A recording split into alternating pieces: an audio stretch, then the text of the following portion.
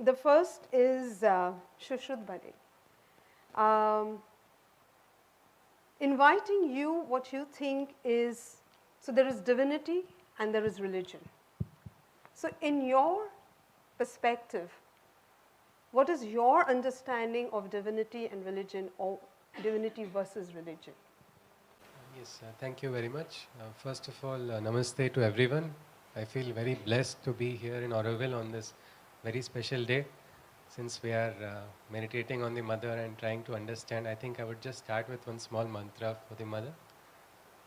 Mamba Lalita Devi Brahmananda Sagari Namastasyai Namastasyai Namastasyai Namo Namaha. So your question was on divinity versus religion. If we see divinity and religion, religion has come in place for identifying divinity. Some way somebody needs to recognize the divine, a way needs to be first paid. But that is not the only way. When there's a imposition, then that becomes a problem.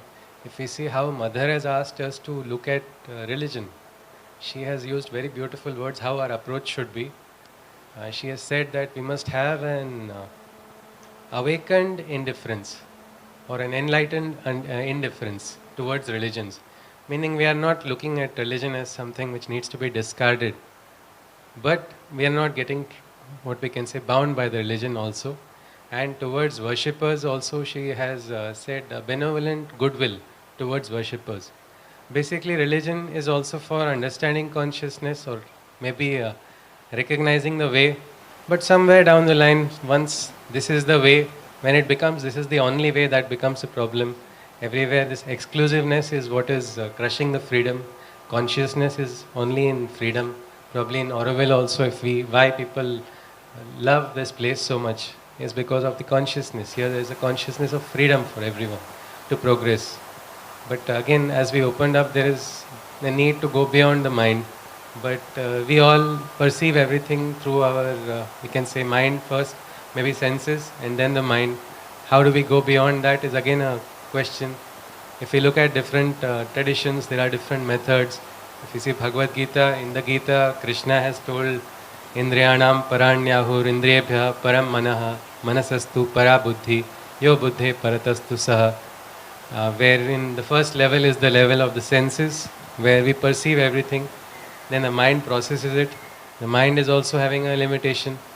Higher than mind, there is something buddhi, and even higher than that is the divine, and probably that is where the mother or Maheshwari's role comes into play. For us, if we want to be receptive to the grace, to the manifestation of her will, we will have to first probably surrender. Religion initially teaches us surrender, but somewhere in the mother's path, religion is not something which is to be discarded, but it has to be transcended, because divinity, when we do this divinity, sometimes, like we said, divinity versus religion. So many times, like mother was asked some questions by sadhaks. She had said that some don't want to change, so they choose to not go into, they don't worship also, they don't change also, but the sadhana is for transformation of our nature. Somewhere for transformation of nature, there is a requirement to surrender to the divine will.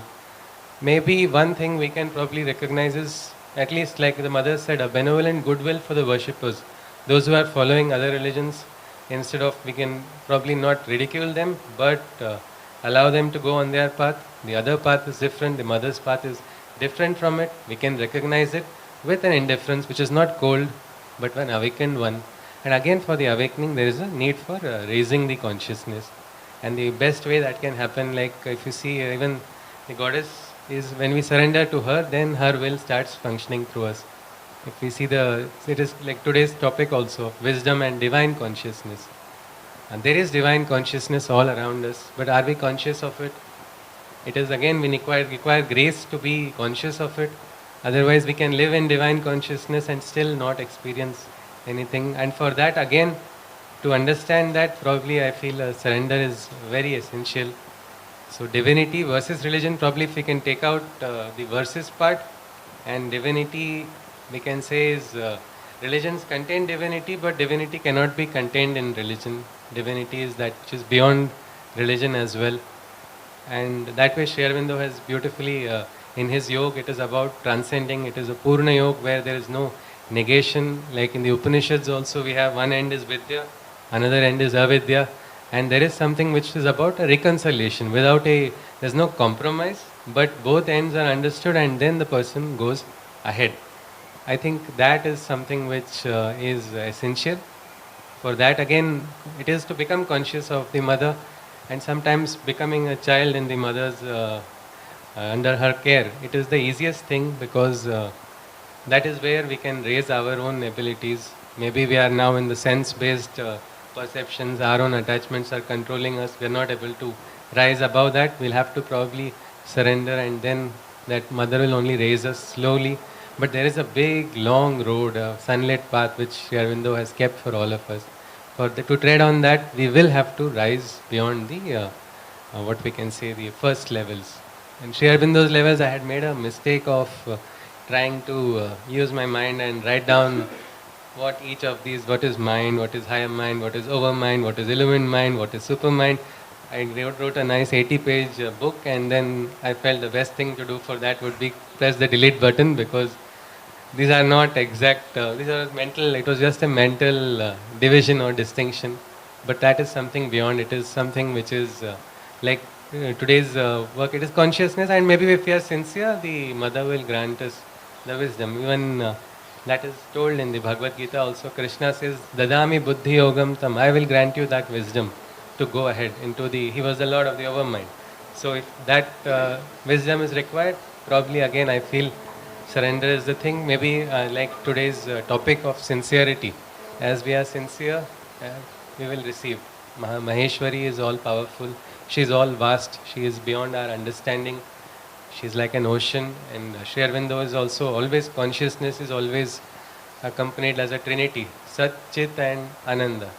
Truth, consciousness and bliss. So, and again, truth is also something which is vast like Maheshwari only. Satyam, Rutam, Bruhat is the Vedic word, where it is vast like the sky. To understand that, to remain in the mother's grace, to not receive Maheshwari's wrath also, we probably have to be sincere, and I think that would be the best thing, and sincerity will help us, as well as this question of divinity versus religion. Maybe we can recognize certain religions, they are there. We need not ridicule them, because if we ridicule, we will lower our consciousness. But maybe if the road which we are not taking, we need not worry about that road. We can still go ahead on our road. That is what I feel. Yes, Ji. Thank you. Yes, so what I hear you say is religion is a starting point, Ji. contains divinity, but divinity is not contained within the religion. Yes. You mentioned about awakened indifference and benevolent goodwill. Yes, Ji. And in this journey is an individual choice, Ji. and that surrender kind of comes in. Yes. And there is no knowing through the mind, but to even surrender that and to allow grace Ji. Ji. to continue to guide you as you're on the path. Ji. Ji. Yes, Thank you Ji. so much. We'll Thank come you. back to you. Yes,